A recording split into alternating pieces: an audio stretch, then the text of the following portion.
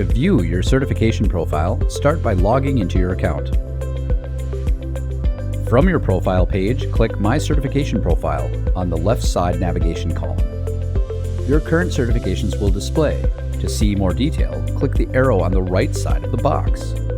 In the detail box, you will be able to see your certification designation, the date you passed the exam, your certification renewal period. This is the window of time you have to complete your next round of renewal requirements. What is required of you for renewal? Your current number of live CEUs, your current number of non-live CEUs, total CEUs to date, your status toward renewal.